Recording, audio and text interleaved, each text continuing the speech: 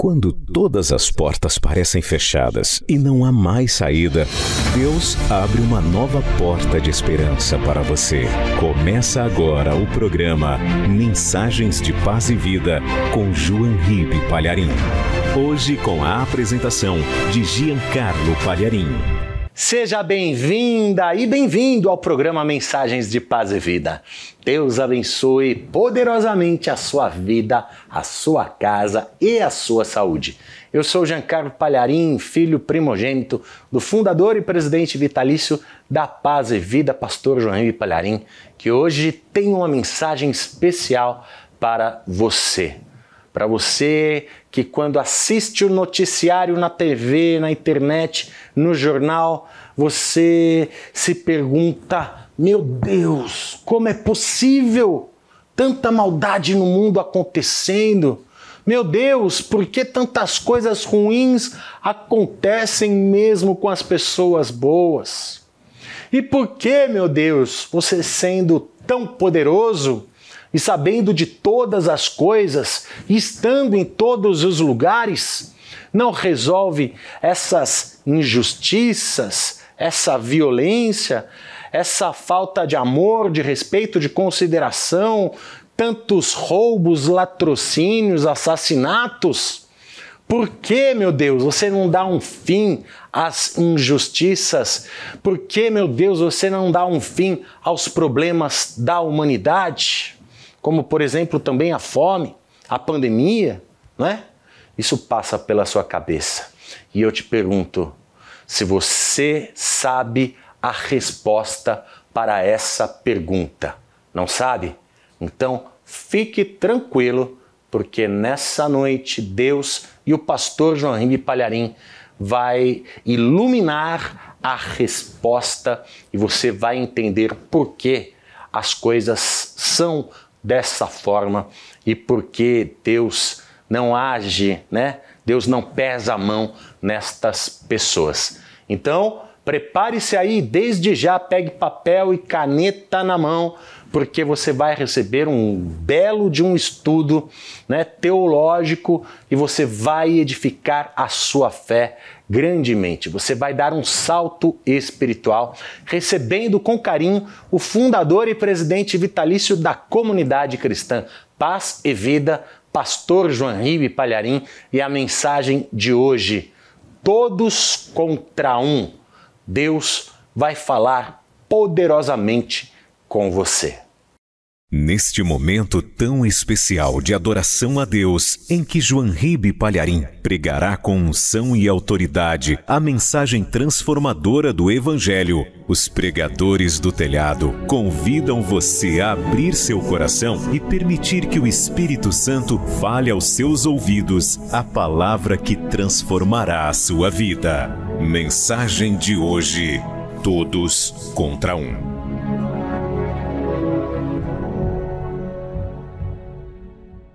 Pegue a palavra de Deus, por favor. Quero que você abra no livro de Louvores. Agora te peguei, né?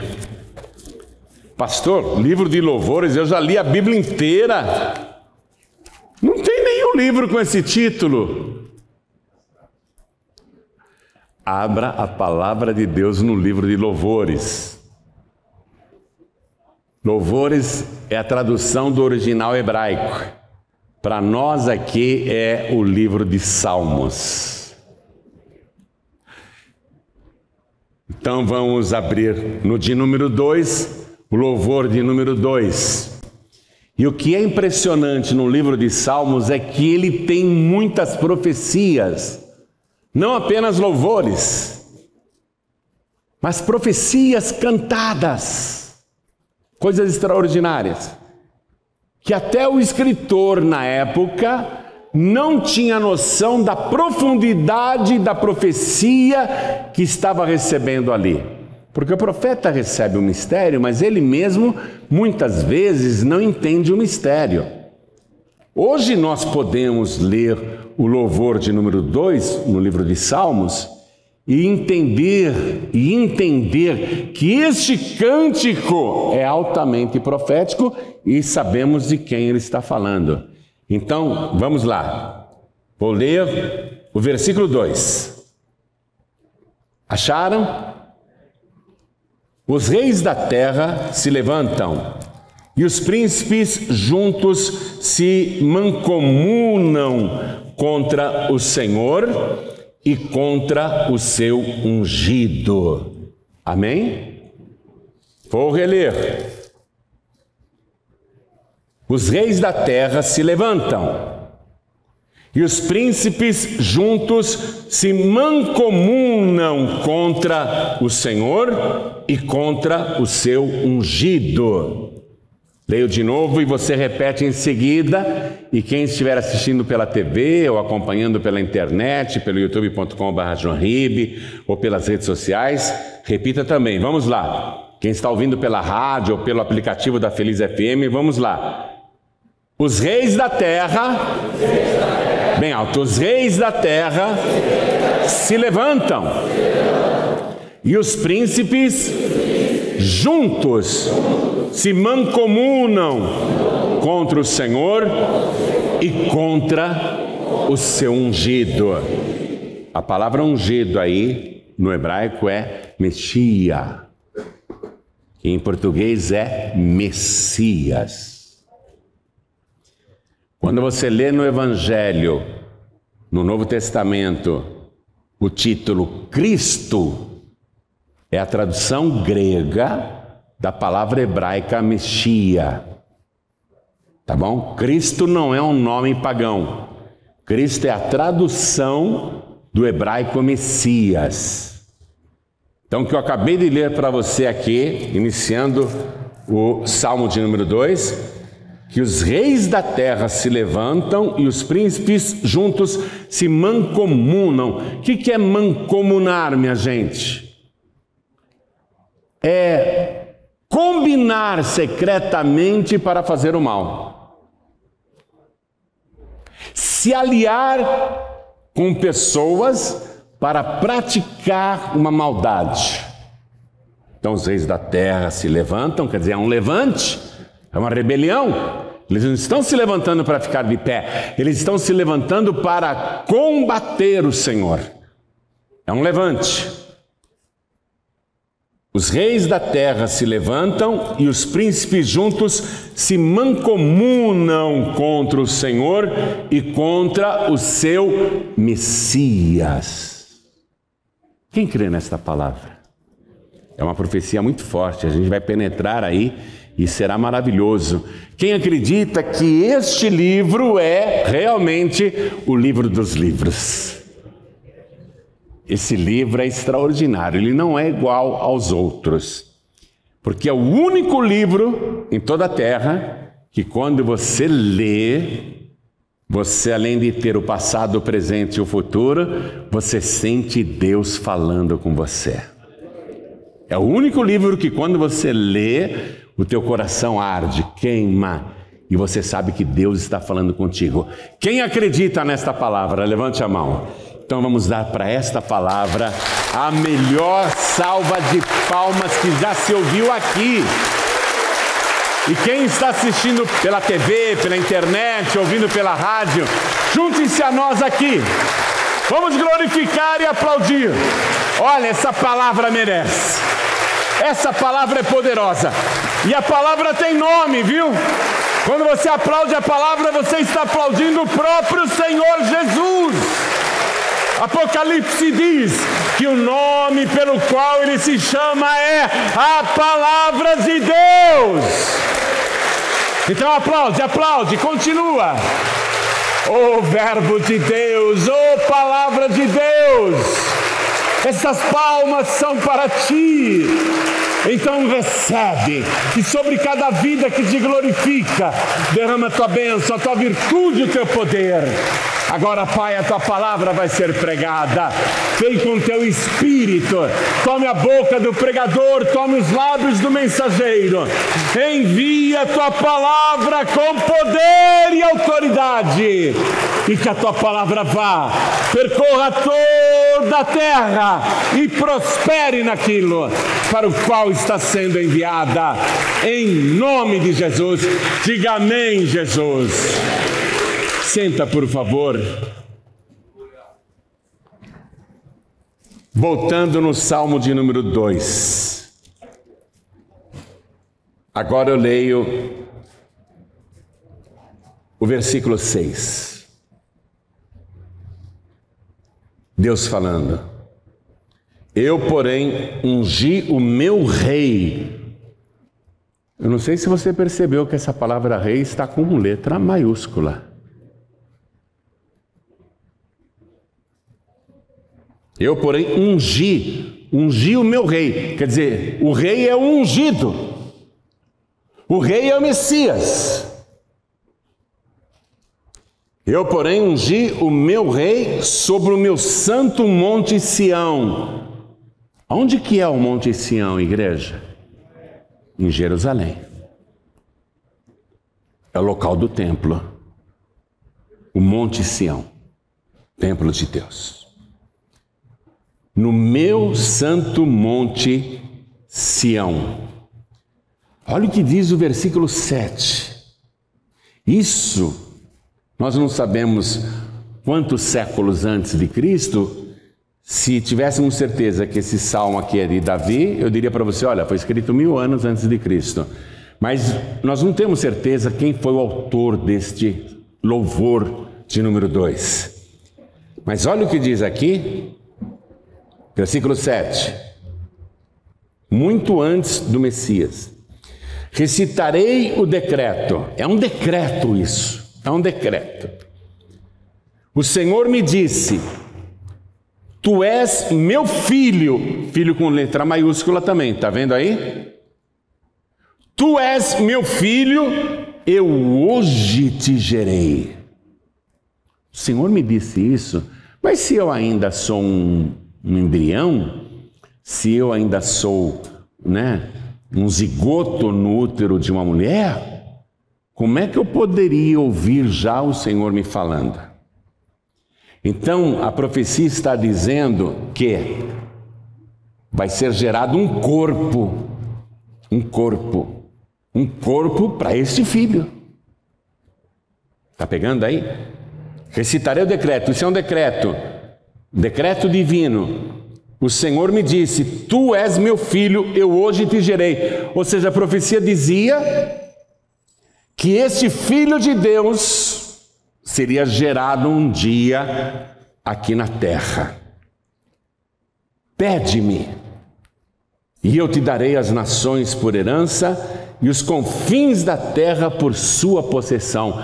Jesus, depois de ressuscitado, disse, ide por todo mundo e pregar o evangelho a toda criatura, até os confins da terra. Ser-me-eis testemunhas tanto em Jerusalém como Judeia, Samaria e até os confins da terra. Esse salmo aqui, feito centenas e centenas de anos antes de Cristo, está profetizando tudo isso. Eu vou te dar como possessão. Versículo 11. Servi ao Senhor com temor e alegrai-vos com tremor. Beijai o filho, filho com letra maiúscula de novo. Quer dizer, agrade o filho.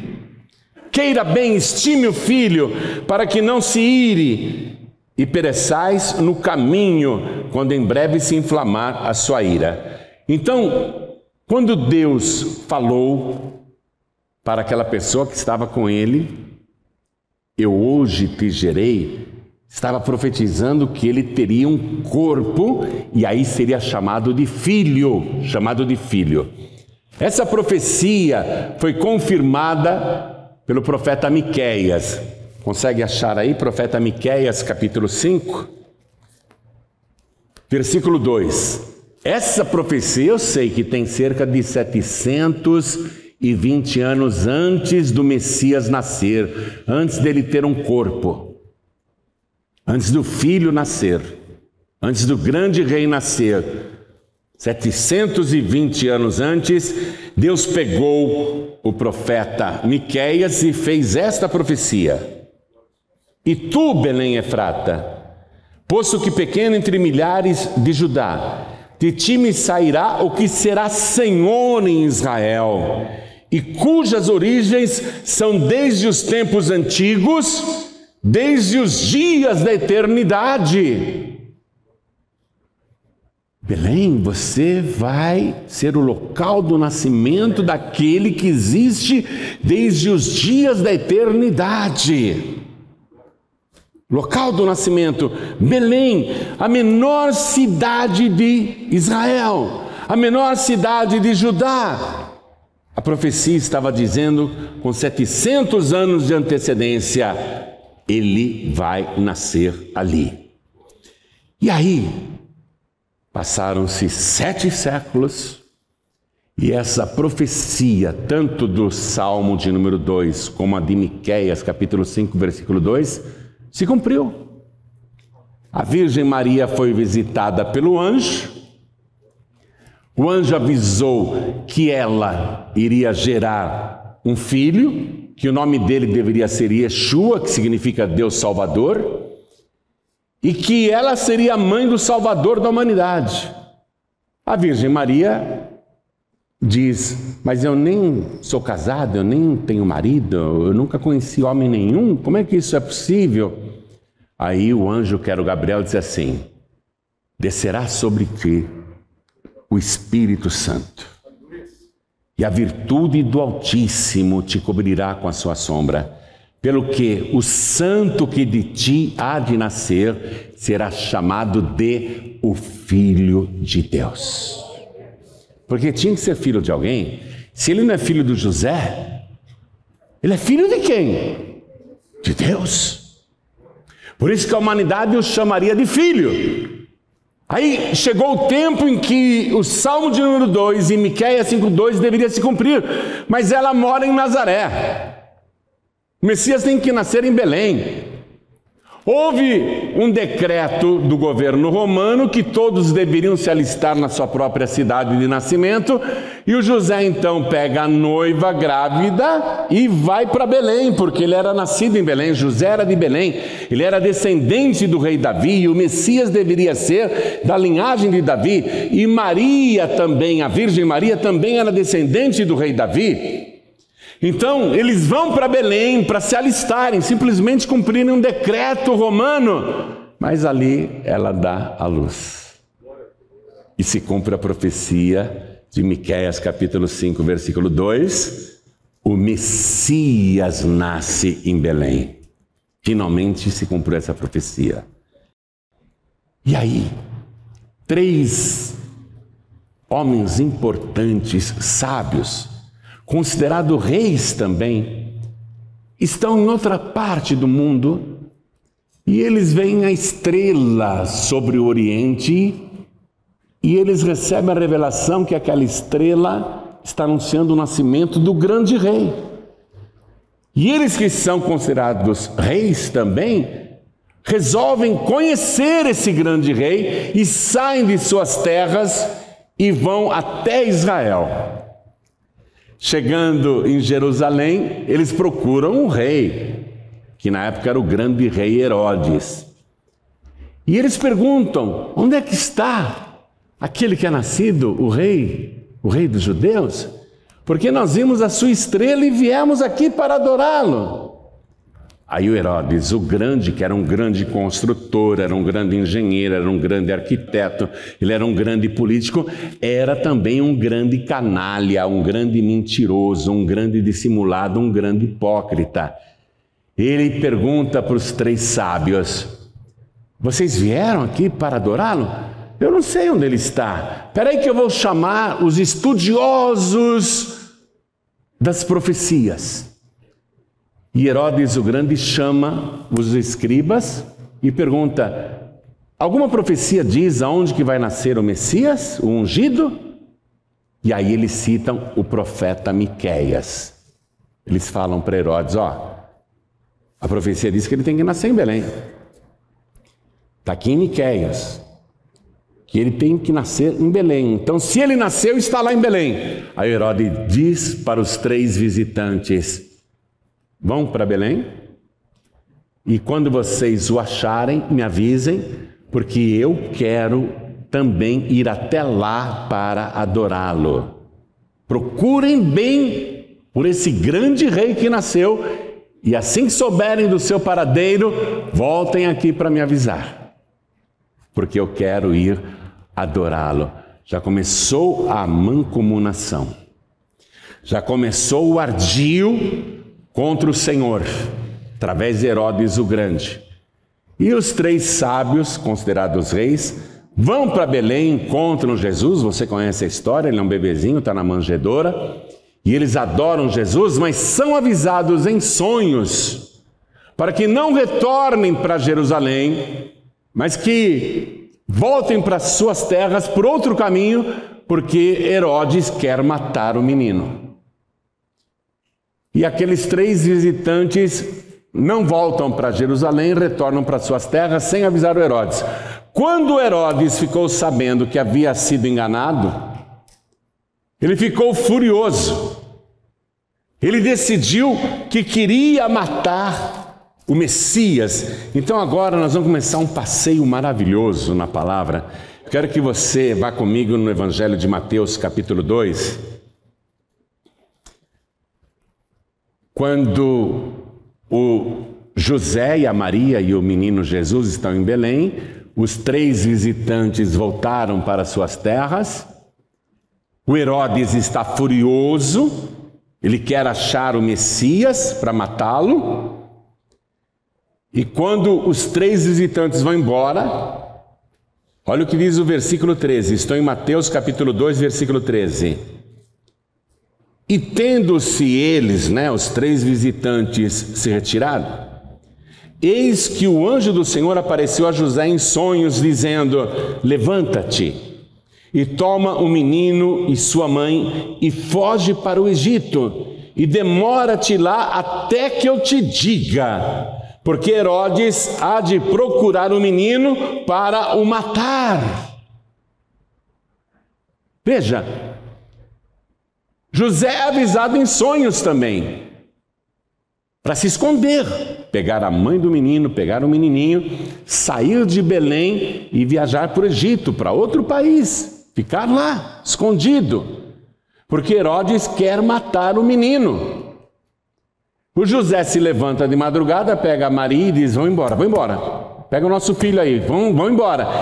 E foram a pé para o Egito, fazendo uma viagem aproximadamente a mesma distância de São Paulo até o Rio de Janeiro.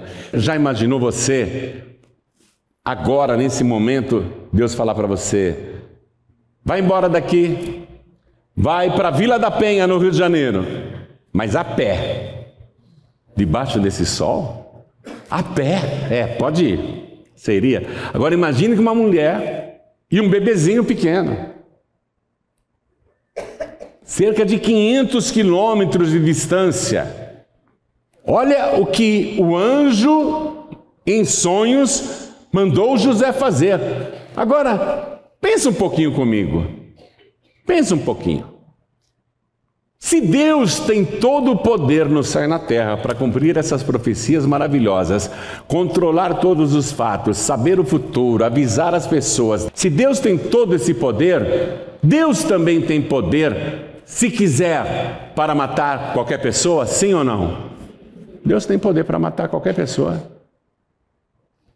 Ele é o dono de todas as almas. Por que Deus aqui fala para o anjo, avisa para ele fugir, o José, a Maria e o ungido, para irem para o Egito, porque Herodes está querendo matar o menino. Por que Deus não falou: é Herodes o grande, vou te mostrar que você não é grande coisa nenhuma. Você quer matar o meu filho? Eu é que vou te matar. Se eu fosse Deus, eu faria isso. Aliás, eu ia pessoalmente lá: ô Herodes, você é um bobão. Eu vou acabar com a tua raça agora. Você pensou em matar meu filho, mas é você quem vai morrer. Eu faria isso. Deus não. E Deus ainda diz para o anjo avisar: fala para o José se demorar ali no Egito até que a gente avise para ele voltar. Ou seja, Deus não vai mover uma palha para acabar com Herodes. Por que, pastor João Ribe? Porque Deus é longânimo. Você sabe o que é longânimo? É aquele que tem paciência. Deus é muito paciente. Por isso que você vê tanta gente ruim aprontando no mundo e você fica revoltado, revoltada quando olha o noticiário e diz: por que Deus não acaba com esses miseráveis, esses bandidos, esses assassinos? Por que Deus não acaba com essa gente ruim? Porque Deus é longânimo. E ele foi longânimo com Herodes.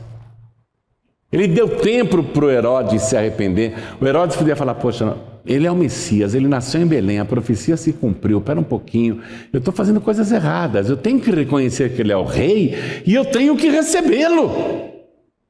Eu tenho que recebê-lo. Ou seja, ele teve cerca de 2 anos para se arrepender. Deus foi longânimo com Herodes, 2 anos para que ele refletisse: poxa, eu estou querendo matar o Messias, mas ele é o desejado das nações, a profecia se cumpriu, os escribas me comprovaram que Deus está nesse negócio, então me perdoa, meu Deus. Aliás, agora eu quero realmente encontrar o ungido, encontrar o Messias e recebê-lo como meu único, suficiente, exclusivo e eterno Salvador. Me perdoa, meu Deus. Deus foi longânimo com Herodes para que ele chegasse a essa conclusão, mas ele não chegou não. Deus foi deixando aquele ímpio. Ele nunca quis se converter. Deus vai deixando os ímpios na terra, viu? Não se apresse em querer matar os ímpios, não. Deixa os ímpios aí. Quem sabe um deles acaba se convertendo? Quem sabe um deles acaba ouvindo o Evangelho e se arrepende dos seus pecados e atos criminosos? Não fica querendo apressar a justiça de Deus, não, porque Deus é longânimo. Deus tem um dia preparado que Ele vai julgar todo mundo, tanto os bons como os maus, como os justos e os ímpios. Então deixa Deus no controle, Deus não tem pressa, Deus é longânimo. Fica lá, demora-te lá, José, até que eu te diga, porque Herodes há de procurar o menino para o matar. Aí José viajou para o Egito e esteve lá até a morte de Herodes. Deus esperou o Herodes morrer naturalmente. Deus não apressou a morte de Herodes, não. Tem tantos ímpios no mundo, Deus está deixando aí. Quem sabe a pessoa ouve, se arrepende, quem sabe a pessoa volta atrás, quem sabe a pessoa larga a vida de crimes, de pecados, de vícios, quem sabe a pessoa se converte, quem sabe a pessoa se arrepende de verdade. O Herodes morreu de maneira natural, não teve o dedo de Deus para matá-lo. Mas ele não se arrependeu, tanto que antes de morrer, ele chama os seus guardas e diz assim: eu quero que vocês peguem suas espadas e vão na cidade de Belém e nos arredores, em volta também da cidade, e matem todos os meninos de 2 anos para baixo. Assassino! Não se arrependeu, não aproveitou a longanimidade de Deus e ainda aumentou a sua maldade, o seu pecado, a sua crueldade. Ele mata e manda matar todos os meninos que moram em Belém, tanto na cidade como nas cercanias. Sem piedade, mata todos os meninos dando tiros no escuro, porque ele pensava: talvez eu consiga matar o Messias. E morreu um monte de inocente. Bom, mas chegou a hora dele. Chegou a hora dele. Você vai conhecer esse canalha, você vai conhecer esse patife no dia do juízo. Você vai conhecer. Mas Deus foi misericordioso com ele. Deus foi longânimo com ele. Aí o menino Jesus é trazido de volta do Egito pelo José e pela sua mãe Maria, e eles vão morar em Nazaré. E ali Jesus Cristo vai crescer no anonimato. Ele não vai curar um doente. Durante 30 anos ele não vai fazer um milagre. Essas historinhas que você ouve, que o menino Jesus pegava barro, fazia uma escultura de um passarinho, assoprava e saía voando, isso tudo é lenda. Não acredite nessas fábulas não, viu? Acredite na palavra de Deus. Né? Jesus ele fica no anonimato até os 30 anos, porque ele tem um tempo para se revelar. O Messias tem um tempo para se apresentar. E quando ele se apresenta com sinais, prodígios, maravilhas, coisas extraordinárias que nunca ninguém tinha feito e que só o Messias seria capaz de fazer, como dar vista aos cegos, abrir os ouvidos dos surdos, abrir a boca dos mudos, dar pernas aos paralíticos, purificar os leprosos, expulsar os demônios, transformar água em vinho, acalmar tempestades, providenciar pescas maravilhosas, andar sobre as águas. Ele faz coisas que só ele poderia fazer para provar quem ele é, o Messias, o próprio Deus. Mas até os 30 anos de idade, ele não fez absolutamente um milagre. Mas depois dos 30 anos ele arrasa com a série de milagres que realiza, e isso, olha só, vai provocar o cumprimento da profecia do louvor número 2 que eu li para você. Os reis da terra se levantam e os principais do povo se mancomunam contra o Senhor e contra o Messias. E aí vai começar uma perseguição brutal contra o Senhor Jesus, que nunca faz nada de errado, nunca faz nada de mal, só ajuda as pessoas, só abençoa as pessoas, só profere palavras boas, faz pregações que nunca ouvidos humanos tinham escutado, e ele vai ser duramente perseguido para ser morto. Todos vão se unir contra ele, e eu quero começar mostrando aqui para você os principais sacerdotes e os escribas. Vá comigo no Evangelho de Lucas, capítulo 19, versículo 47. E todos os dias Jesus ensinava no templo.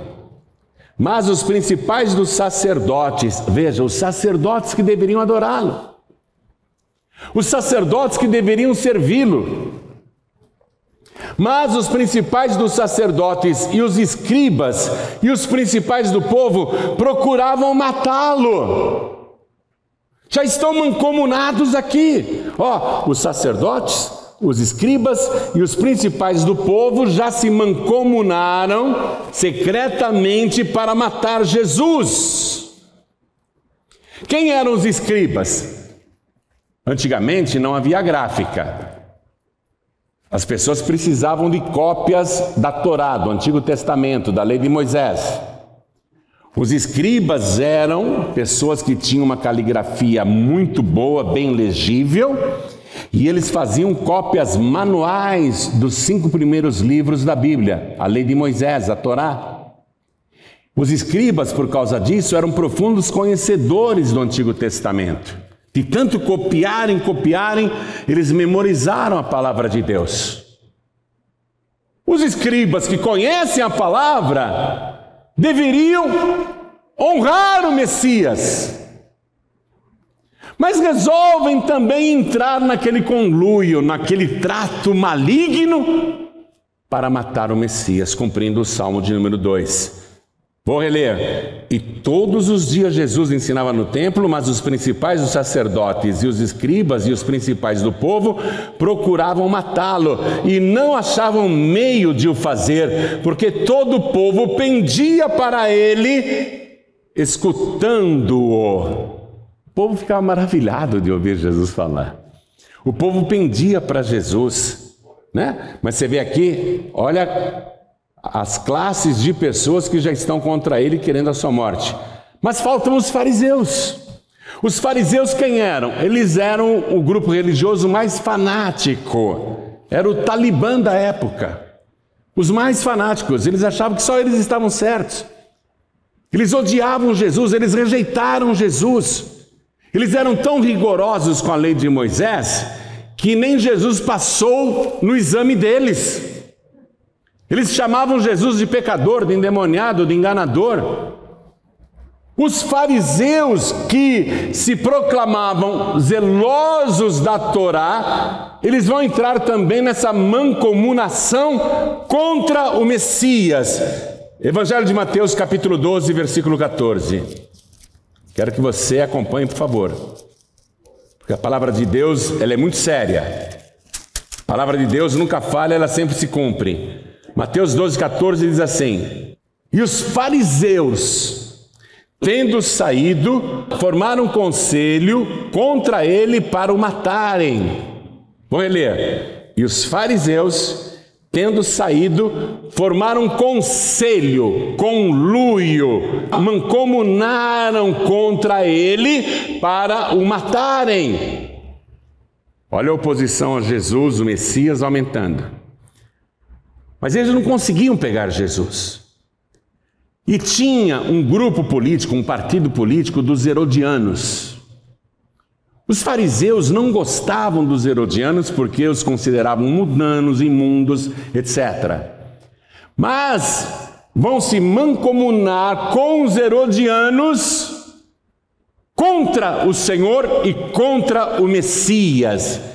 E eles combinam lá com os herodianos. Ó, vocês que são da política, vocês que são relacionados aí com o governo romano, peguem uma moedinha e cheguem em Jesus, mas cheguem elogiando, falando bem, para iludi-lo, para enganá-lo.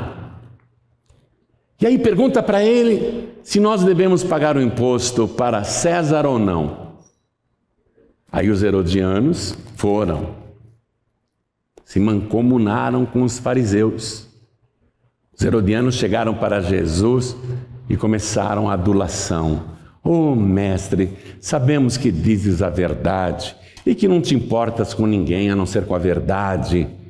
Oh, mestre, dize-nos, por favor, é lícito pagar o imposto a César ou não? Aí Jesus, sabendo da sua malícia, disse assim: me mostra a moeda do tributo. E eles deram a moeda na mão de Jesus. Aí o Messias pegou a moeda, ergueu. De quem é essa efígie? De quem é esse relevo aqui? Que rosto é esse?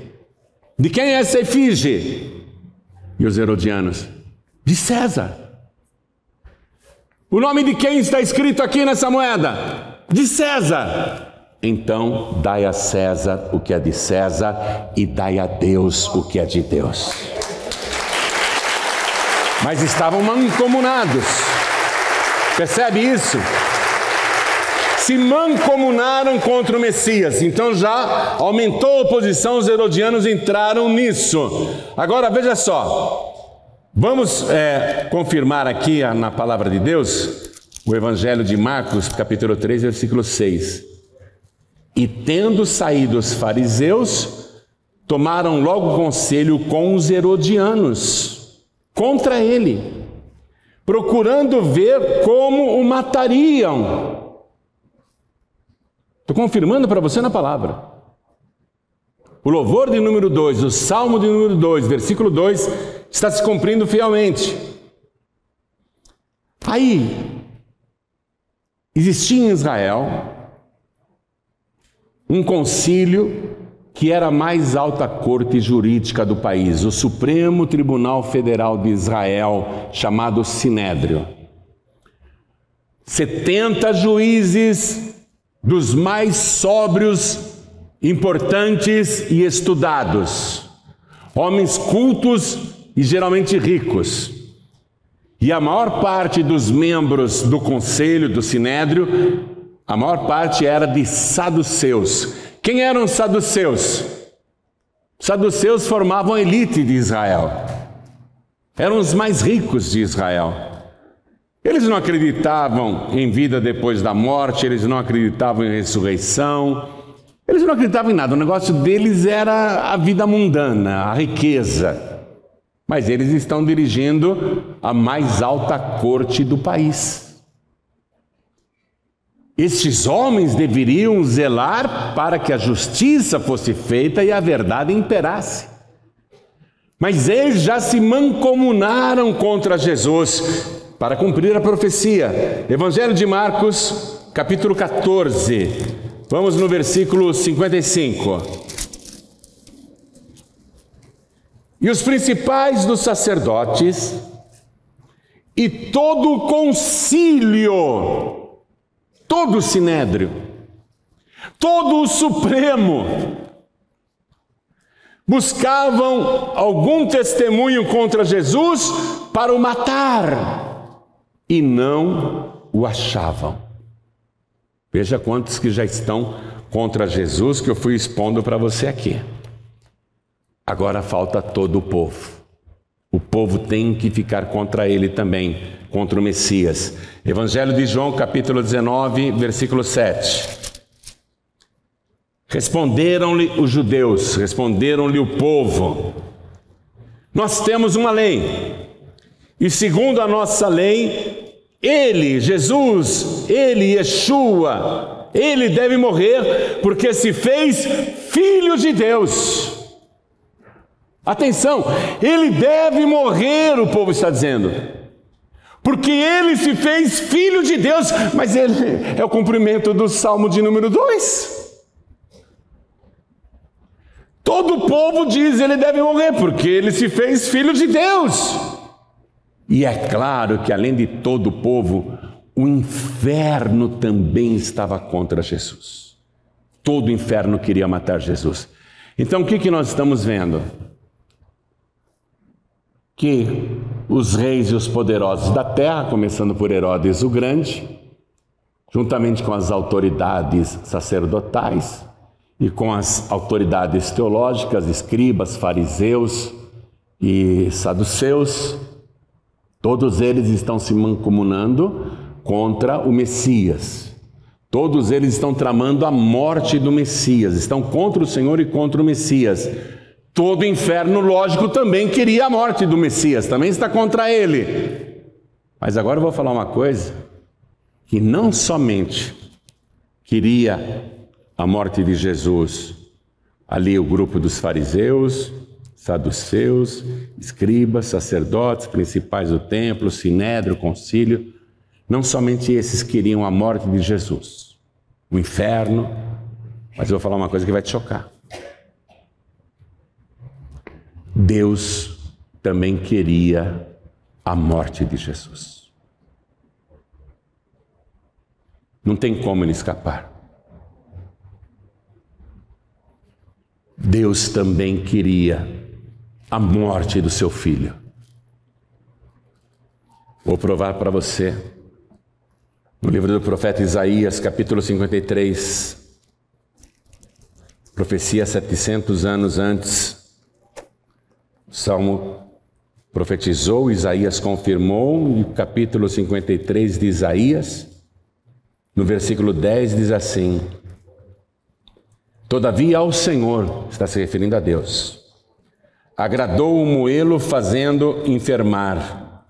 Quando a sua alma se puser por expiação do pecado, verá a sua posteridade, prolongará os dias, e o bom prazer do Senhor prosperará na sua mão. O trabalho da sua alma ele verá e ficará satisfeito. Com o seu conhecimento, o meu servo justo justificará muitos, porque a iniquidade deles levará sobre si. Pelo que lhe darei a parte de muitos, e com os poderosos repartirá ele o despojo, porquanto derramou a sua alma na morte, e foi contado com os transgressores, mas ele levou sobre si o pecado de muitos, e pelos transgressores intercedeu. Não tem como o Messias escapar. Está profetizado. Agradou a Deus matá-lo. Ele não tem como escapar. Todos estão contra ele. Todos. Já tentaram matar ele apedrejado, já tentaram jogar ele de um precipício, mas Deus falou: não, quem vai matar ele sou eu. Vocês não vão matar meu filho. E eu falando dessa maneira choca, mas só uma pessoa podia tirar a vida de Jesus: Deus. Jesus diz assim no Evangelho de João, capítulo 10, versículo 17, ele fala assim: ninguém tira a minha vida, eu espontaneamente a dou. Nem os fariseus, nem os saduceus, nem os escribas, nem os sacerdotes, nem o sinédrio, nem os romanos, nem o inferno, ninguém pode tirar a vida do Messias, porque Ele é Deus. Só Ele pode dar a sua vida. E Jesus está aqui como filho agora. Ele tem um corpo como filho. Quem é o pai de Jesus? Deus. Então é o pai que vai tirar a vida dele. É chocante, mas está lá no Evangelho de João que Deus fez isso. No capítulo 3. E que Deus fez isso por amor a nós. Está escrito no versículo 16. Porque Deus amou o mundo de uma tal maneira que deu o seu Filho unigênito, para que todo aquele que nele crê não pereça, mas tenha a vida eterna. Só Deus pode tirar a vida dele, e Deus vai tirar. Deus vai matá-lo. Atenção, Deus vai matar o próprio Filho, por amor a mim e a você. Justo nós que rejeitamos o Messias, que falamos mal dele, que zombamos do seu caminho, justo nós que somos ímpios e pecadores, Deus vai matar o próprio Filho por nossa causa e amor de cada um de nós? Não compreendemos. Não compreendemos. Mas Deus decidiu que Ele é o Cordeiro que tira o pecado do mundo, que Ele tem que pôr a sua vida por expiação do pecado, que Ele tem que derramar a sua alma na morte para levar os pecados dos transgressores. Deus já decidiu que é assim, que Ele tem que matar o Filho dele, porque se Ele não matar o Filho na cruz, no madeiro, então não haverá esperança para nós que somos ímpios. Não haverá esperança para a raça humana. Então Deus tem que continuar em frente. Tentaram matar o meu filho, mas eu não deixei, porque quem vai matar o meu filho sou eu. O corpo que eu gerei para ele pelo meu espírito, esse corpo eu é que vou matar. É o meu corpo, eu é que vou matar. E Deus vai em frente. Mas não pense que foi fácil para Deus. Eu tenho 3 filhos de sangue. Se qualquer um deles fosse pego por homens maus, se o meu filho fosse amarrado e torturado na minha frente, e eu vendo homens maus cuspindo no gosto dele, batendo na sua face, arrancando seus cabelos, puxando a sua barba, se eu visse homens maus torturando o meu filho, ainda que eu estivesse com uma metralhadora apontada para a cabeça, eles teriam que puxar o gatilho, porque eu não ia deixar malfeitores torturarem o meu filho na minha frente. Eles teriam que puxar o gatilho e me matar, porque eu iria avançar sobre eles. Eu ia dizer: no meu filho não, ninguém mexe. Mesmo que eu estivesse com uma arma na cabeça, e se eu não quisesse morrer, eu ia dizer: bom, agora se eu atacar, eles me matam. Uma arma na minha cabeça poderia me inibir, mas eu não aceitaria. Deus não tinha nenhuma arma na cabeça. Não tinha ninguém acima de Deus.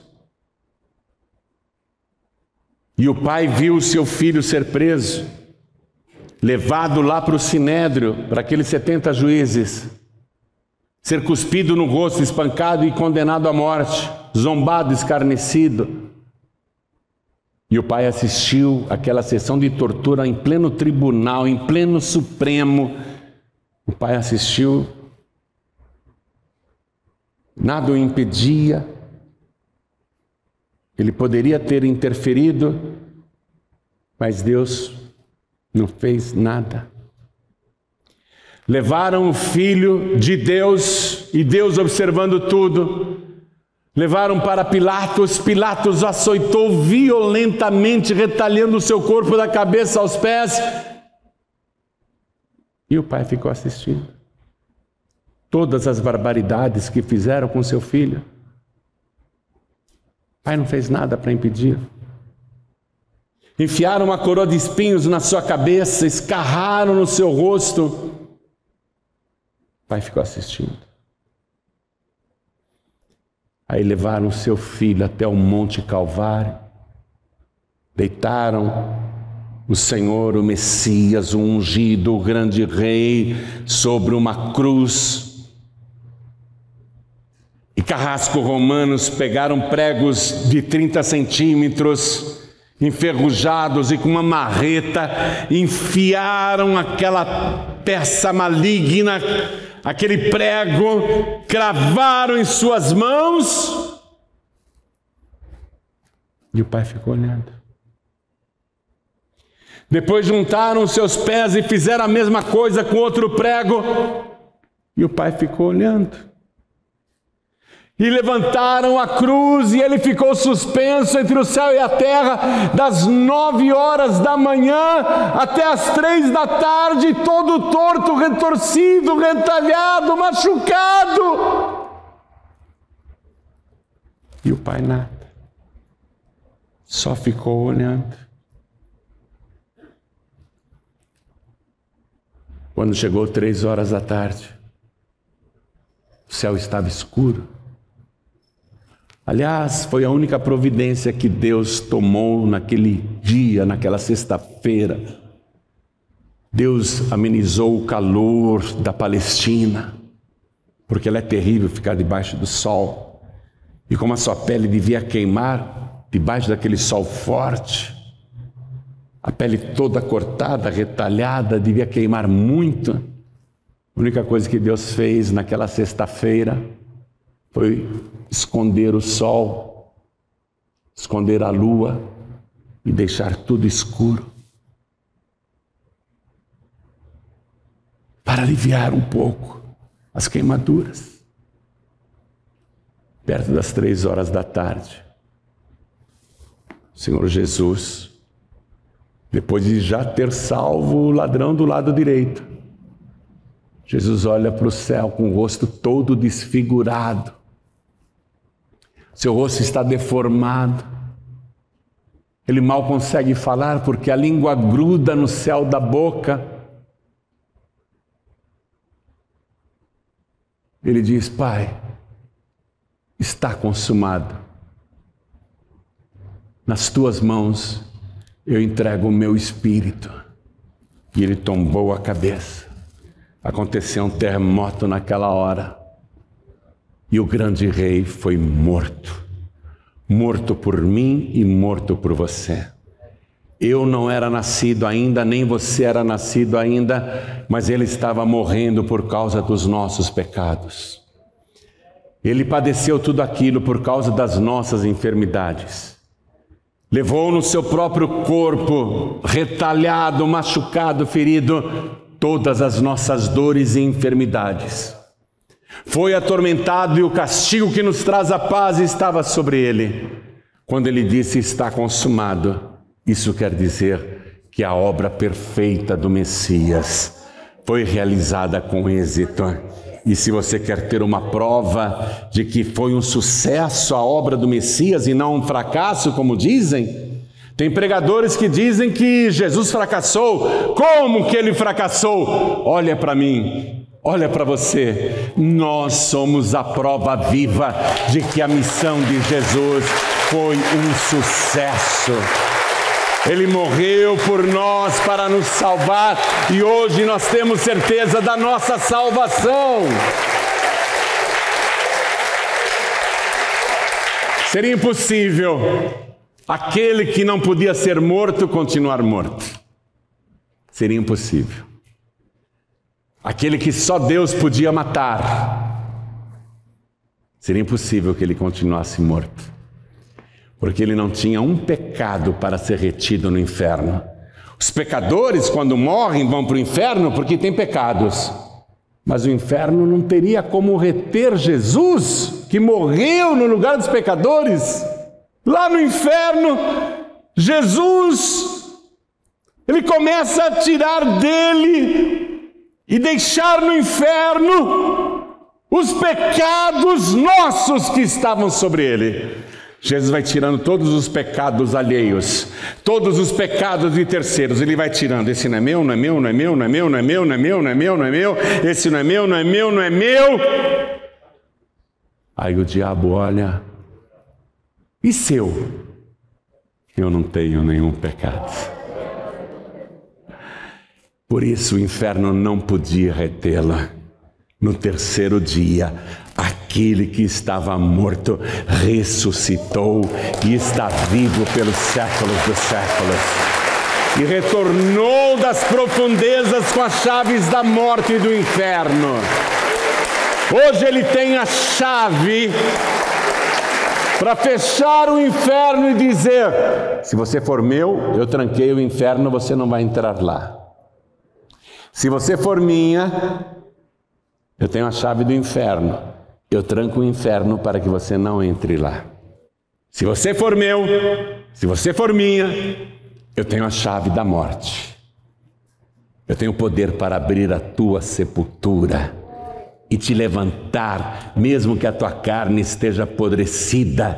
E quando eu voltar, se você já estiver consumido pelos vermes, eu vou ressuscitar o teu corpo, não desse jeito que você está hoje, mas eu vou te ressuscitar com um corpo glorioso, semelhante ao meu. Você vai ser finalmente igual a mim. Fique de pé, por favor. O louvor de número 2. Versículo 2. Profetizou que os reis da terra e os principais do povo se mancomunaram contra o Senhor e contra o seu ungido. Estava tudo profetizado, todos ficaram contra ele, mas ninguém conseguiu matá-lo. Impossível matar a vida. Eu sou o caminho, a verdade e a vida. Eu vim para que todos tenham vida e a tenham com abundância. Impossível. Jesus é a vida. Se você quer viver eternamente, você tem que receber Jesus como o único, suficiente, exclusivo e eterno Salvador. O cumprimento das profecias te dá a certeza de que tudo o que ele fala se cumpre. E ele disse, ao subir aos céus: eu vou preparar-vos lugar e voltarei outra vez e vos levarei para mim mesmo, para que onde eu estiver, estejais também. Isso está para se cumprir, a qualquer momento.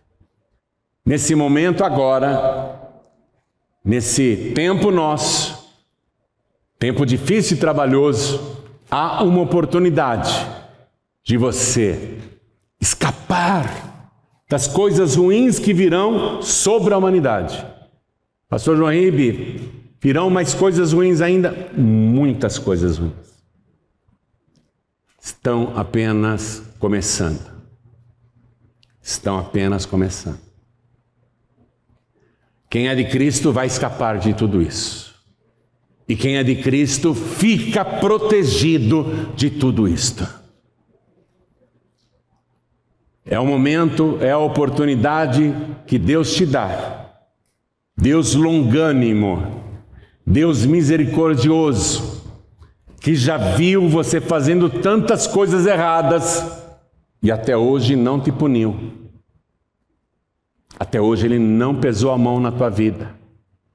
As coisas ruins que você passou foram você mesmo, você mesma que as acarretaram.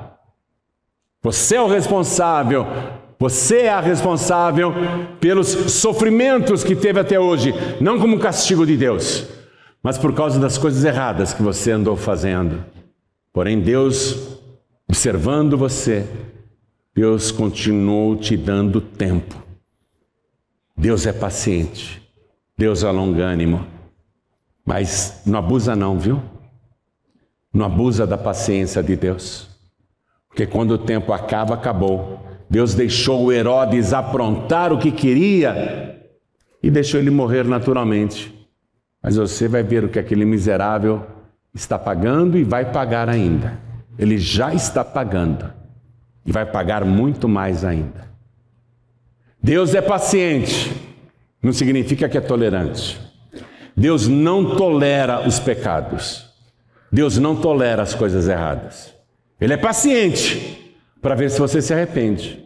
Ele é longânimo para ver se você volta atrás. Puxa, tenho que mudar de vida. Deus está sendo misericordioso comigo, eu tenho que mudar de vida. Deus está te dando mais uma oportunidade agora. Aproveita. Aproveita, porque os dias são maus. Aproveita e entrega a vida para Jesus. Se você fizer isso, todos os teus pecados serão perdoados. Escute, se você receber Jesus agora como teu único, suficiente, exclusivo e eterno Salvador, todos os teus pecados serão perdoados, porque a palavra diz que o sangue de Jesus nos purifica de todo pecado, e Jesus é o Cordeiro de Deus que tira o pecado do mundo. Ele vai tirar o teu pecado. Ele vai apagar o teu passado, e se você o receber agora, Ele vai escrever o teu nome no livro da vida do Cordeiro. Teu nome vai estar escrito no céu. Quando os discípulos comemoraram, Senhor, nós fomos lá numa cidade, até os demônios, quando ouviam a gente falar o teu nome, nos obedeciam. Até os demônios nos obedeciam em teu nome. Jesus disse, não se alegrem porque os demônios vos obedecem. Alegrai-vos antes, porque os vossos nomes estão escritos no céu. Hoje Ele quer escrever o teu nome no céu. Se você quiser recebê-lo como único, suficiente, exclusivo e eterno Salvador. Quem quer, erga a mão direita assim bem alto, todos que querem. Olha quanta gente. Que maravilha. Que bênção. Todos que ergueram as mãos, vem para cá, por favor, vem para cá. Todos que ergueram as mãos. Olha quanta gente chegando, vamos aplaudir mais ao nome de Jesus, isso é maravilhoso.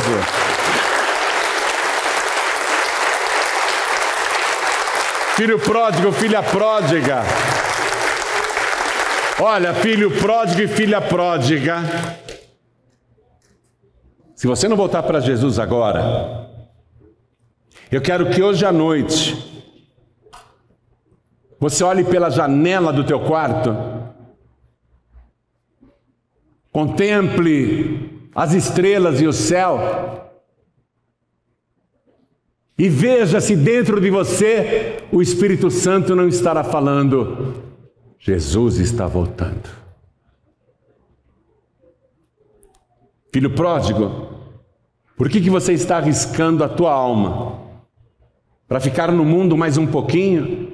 Fazendo o que lá fora, se você não é mais do mundo? Você não serve para o mundo e o mundo não serve para você. Você precisa voltar para a casa do Pai. Então você que é filho pródigo, filha pródiga, vem aqui para frente, vem para cá, porque o grande rei está para chegar. Isso, vamos aplaudir mais ao nome de Jesus. Vem, filho pródigo, e todos que estão sem igreja.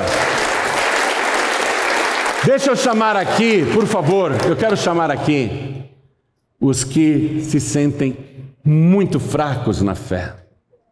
Pastor João Ribe, as dificuldades desta vida, os problemas desta vida, eu ando desanimado, eu ando desanimada, pensando em desistir, e eu às vezes não tenho vontade mais de ir para a igreja. Eu ando muito abatido, eu ando muito fraco na fé, muito fraca na fé. Então nós queremos orar por você.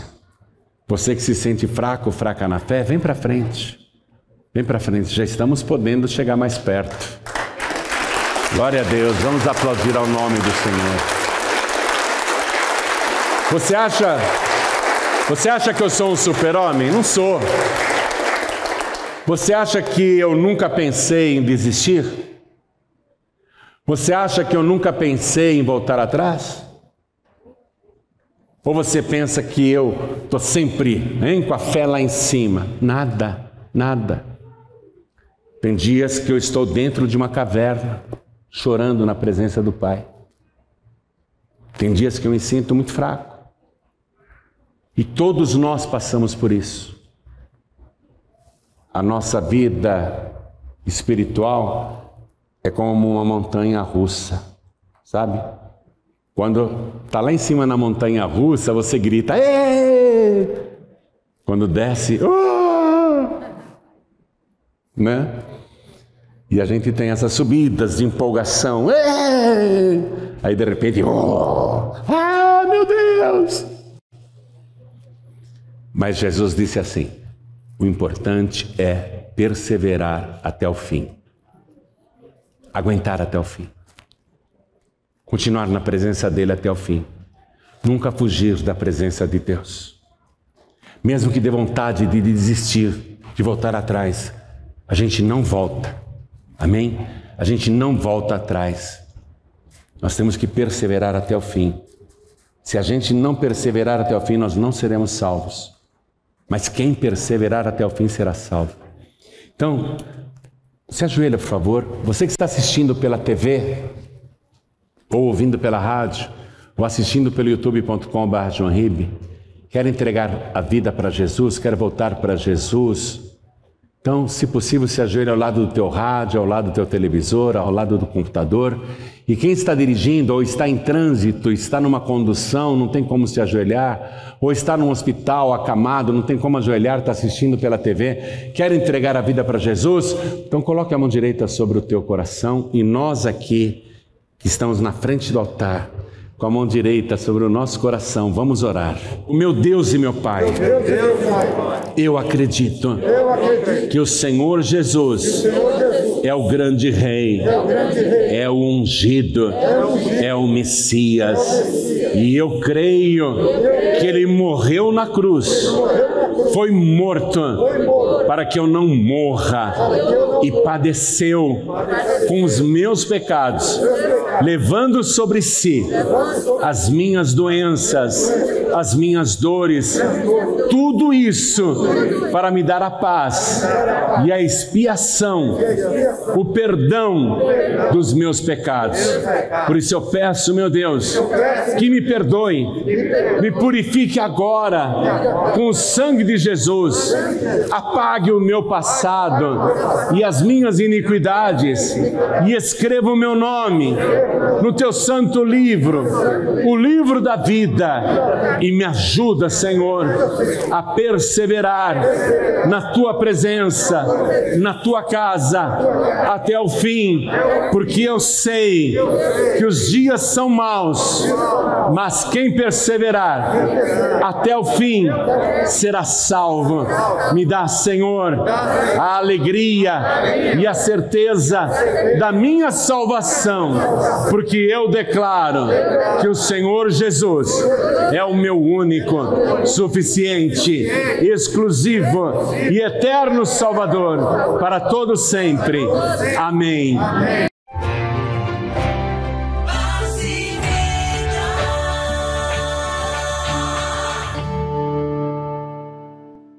Parabéns a você que arrependeu-se, ouviu esta mensagem, se emocionou e se rendeu ao amor de Deus, recebendo na sua vida o Senhor Jesus como seu único, suficiente, exclusivo e eterno Salvador. Estamos muito contentes com você e também com você, filho e filha pródiga, que arrependeu-se também e voltou para a casa do Pai. Seja bem-vindo à comunidade cristã Paz e Vida. Seja bem-vinda à comunidade cristã Paz e Vida. Hoje, domingo, já não dá tempo de você comparecer num encontro de Paz e Vida neste horário. Então, eu quero te fazer um convite nessa quarta-feira. Venha à Paz e Vida para confirmar a decisão que você tomou ouvindo esta mensagem. Quarta-feira é a reunião do Espírito Santo de Deus em todas as unidades da Paz e Vida, quarta-feira às 9 horas da manhã, 3 horas da tarde e também às 7 horas da noite. Você vai ter a presença do único Espírito que deve influenciar a sua vida neste encontro de busca do Espírito Santo. Para você encontrar o endereço da Paz e Vida aí pertinho de você, por favor, entre no site www.pazevida.org.br, programe-se e compareça. Todos nós, o Pai, o Filho e o Espírito Santo de Deus, Esperamos por você. Na campanha de oração Efatá, Deus vai abrir as portas e destruir as prisões da vida sentimental, espiritual e profissional que te fazem sentir uma pessoa sem valor. Campanha de oração Efatá. Campanha de oração Efatá. Nesta quarta, às 9 da manhã, às 3 da tarde e às 7 da noite. Para endereços, acesse o site pazevida.org.br. Campanha de oração Efatá. Nesta quarta, você vai aprender a ouvir a voz de Deus e vai receber graça e autoridade para ser honrado nos negócios, na família e em tudo que você fizer. Na Paz e Vida. Imperdível. Vem cá, é importante fazer caridade, amar o próximo e ajudar os necessitados? É. Sim, é claro que é. Mas existe algo que é ainda mais importante que a caridade. Preste atenção. Disse Jesus: o que eu vos digo aos ouvidos, pregai-o sobre os telhados. Algumas semanas antes de morrer, Jesus, já sabendo que iria partir, começou a profetizar sobre a sua volta futura, como seria o juízo final. E ele profetizou, está registrado aqui no Evangelho de Mateus, capítulo 25, versículo 31 em diante, que eu quero que você escute, porque esta profecia é para mim, é para você, é para todas as pessoas que estão agora me ouvindo. Então escute com atenção, porque ele antecipou o que você verá e o que você escutará. Preste atenção. E quando o Filho do Homem vier em sua glória e todos os santos anjos com ele, então se assentará no trono da sua glória. E todas as nações serão reunidas diante dele, e apartará uns dos outros, como o pastor aparta dos bodes as ovelhas. E porá as ovelhas à sua direita, mas os bodes à sua esquerda. Bom, cada pessoa agora vai decidir, atenção, de que lado você vai estar, à direita ou à esquerda de Jesus. O lado direito é legal, o lado esquerdo não é bom não. Então escute o que ele fala aqui, é profecia, viu? Então dirá o rei aos que estiverem à sua direita: vinde, benditos de meu Pai, possuí por herança o reino que vos está preparado desde a fundação do mundo, porque tive fome e destes-me de comer, tive sede e destes-me de beber, era estrangeiro e hospedastes-me, estava nu e vestistes-me, adoeci e visitastes-me, estive na prisão e fostes ver-me. Então os justos lhe responderão dizendo: Senhor, quando te vimos com fome e te demos de comer? Ou com sede e te demos de beber? E quando te vimos estrangeiro e te hospedamos? Ou nu e te vestimos? E quando te vimos enfermo ou na prisão e fomos ver-te? E respondendo o rei lhes dirá: em verdade vos digo que quando o fizestes a um destes meus pequeninos irmãos, a mim o fizestes. É importante, nesses últimos tempos, com a fome e o sofrimento se agravando, as doenças se multiplicando, tanta gente destruída, é muito importante que você faça caridade. Jesus disse que quando você faz qualquer uma destas coisas a um desses seus pequeninos, é como se estivesse fazendo para ele. E ele anota tudo, viu? Aí Jesus falou duramente com quem estava do lado esquerdo. Preste atenção. Então dirá também aos que estiverem à sua esquerda: apartai-vos de mim, malditos, para o fogo eterno, preparado para o diabo e seus anjos, porque tive fome e não me destes de comer, tive sede e não me destes de beber, era estrangeiro, não me recolhestes, estando nu, não me vestistes, E estando enfermo e na prisão, não me visitastes. Então eles também lhe responderão, dizendo: Senhor, quando te vimos com fome, ou com sede, ou estrangeiro, ou nu, ou enfermo, ou na prisão, e não te servimos? Então lhes responderá, dizendo: Em verdade vos digo que, quando a um destes pequeninos não o fizestes, não o fizestes a mim. Jesus concluiu essa profecia dizendo: Irão estes para o tormento eterno, mas os justos para a vida eterna. Então, meu querido, minha querida, socorra os pobres, socorra os necessitados. Faça o máximo possível de caridade, porque Deus aprecia isso e secretamente o Senhor te vê. Aí, eu estava meditando nessa palavra e o Espírito Santo aprofundou o meu entendimento, porque numa certa ocasião, Jesus estava com fome e com sede, e os discípulos começaram a insistir com ele: Rabi, come. Rabi quer dizer mestre. Rabi, come. Deixa eu ler para você. Isso está aqui no Evangelho de João, capítulo 4, versículo 31. Deixa eu ler para você. Rabi, come. Porém, Jesus lhes disse: Uma comida tenho para comer que vós não conheceis. Então os discípulos diziam uns aos outros: Trouxe-lhe porventura alguém de comer? Jesus disse-lhes: A minha comida é fazer a vontade daquele que me enviou e realizar a sua obra. Então Jesus está falando de um outro tipo de fome e de um outro tipo de sede, porque aquele estava à beira do poço de Jacó e tinha pedido água para a mulher e acabou oferecendo água viva para ela. Então, preste atenção. É muito importante você dar o alimento físico para os necessitados, mas Jesus aqui está falando de um outro tipo de alimento, de um outro tipo de comida, de um outro tipo de água. Veja, a comida dele é fazer a obra daquele que o enviou. Então, fazer a obra de Deus, pregar o Evangelho, alcançar as pessoas sofredoras, é alimentá-las, é saciá-las na sede espiritual. Aliás, eu vou ler uma outra profecia para você que está no livro do profeta Amós, capítulo 8, versículo 11.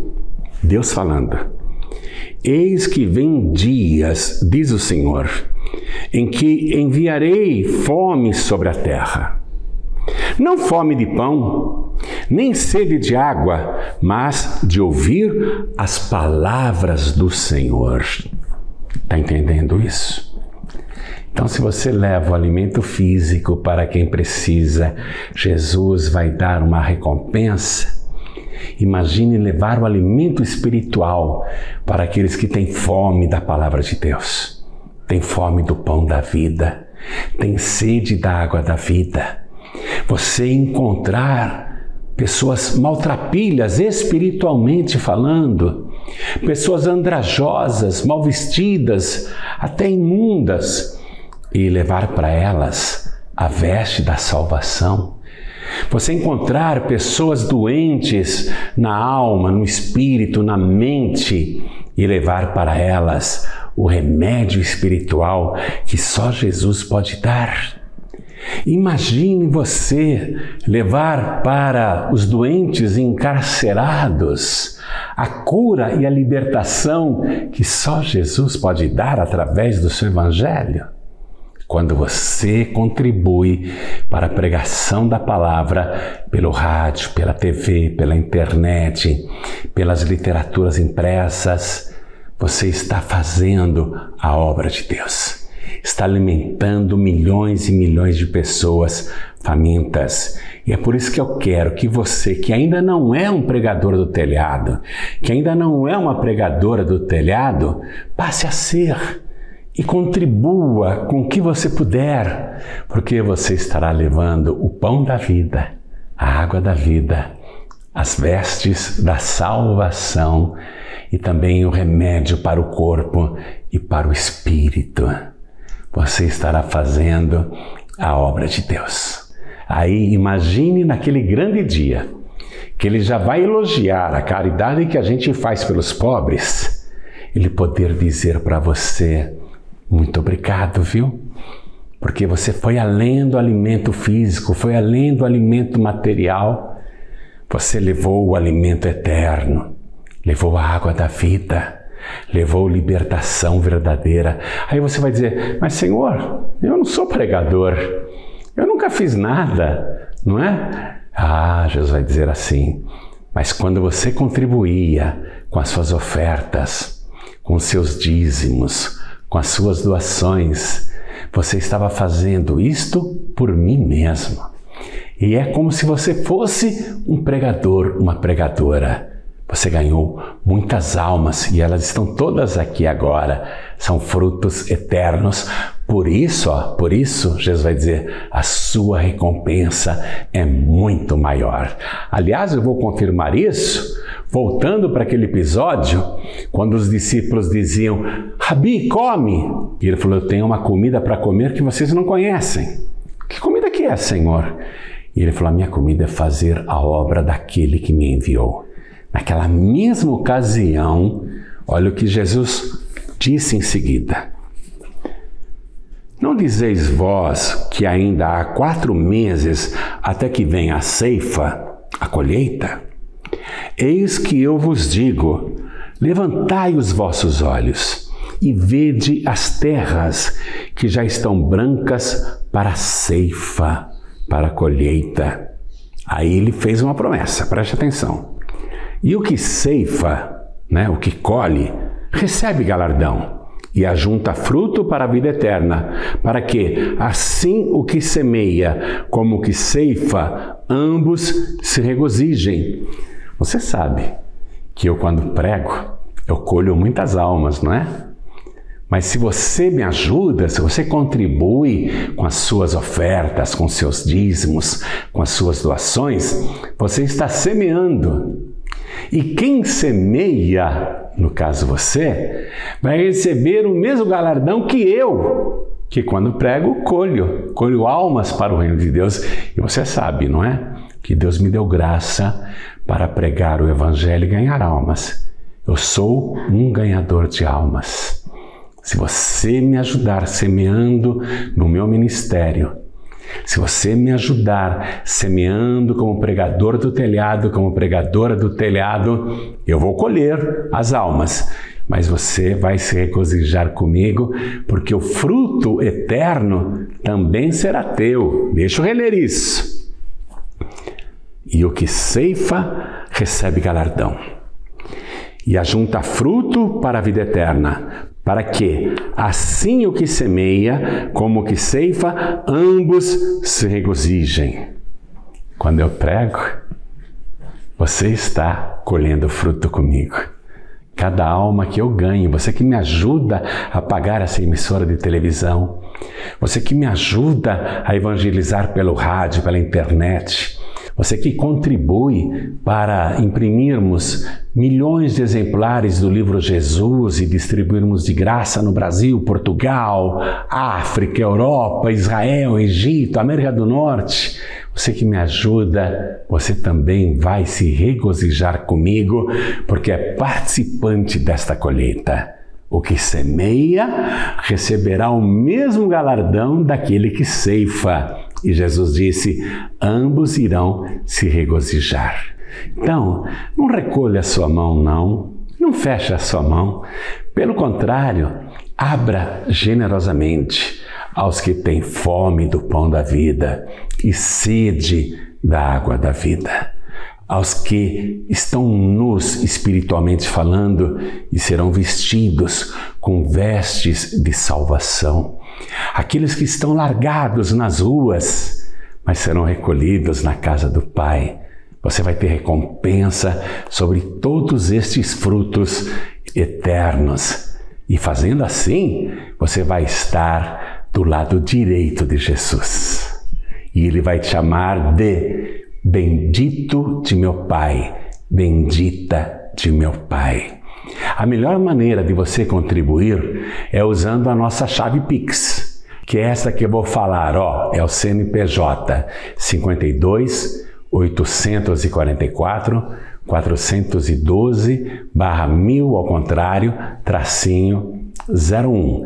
Se você não usa o Pix, então deposite no Banco Bradesco, agência 1074, dígito 0, conta corrente 35.333, dígito 7. Se você usa o aplicativo do banco no seu celular, faça um Pix agora ou faça uma transferência eletrônica. Eu vou deixar a tela agora para você poder copiar, tá vendo aí? A conta e a chave Pix. Faça a sua contribuição e assim que você contribuir, envie o comprovante para o nosso WhatsApp. Por quê?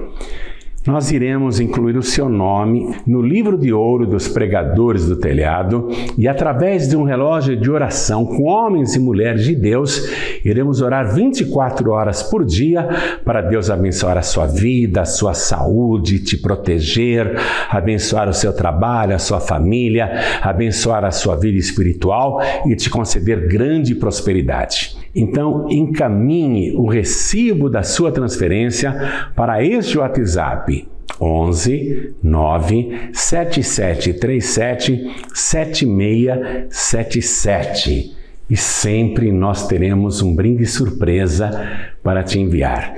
E enquanto você copia, deixe-me fazer uma oração para abençoar a sua vida. Eu vou deixar a tela aí para você copiar e fotografar enquanto eu oro. Pai querido e Deus amado, Deus bendito e Deus todo-poderoso, como esta pessoa tem contribuído para levar o pão da vida aos que têm fome, para levar a água da vida aos que têm sede, como esta pessoa tem contribuído para pegar o povo que está largado na rua, perdido no mundo, e hospedar na tua casa. Como esta pessoa tem contribuído para levar vestes de salvação através da pregação do Evangelho no rádio, na TV, na internet. Eu quero, meu Senhor, eu quero, meu Pai, que o Senhor reserve o galardão dela para aquele grande dia, porque ela está fazendo tudo isto para o Senhor.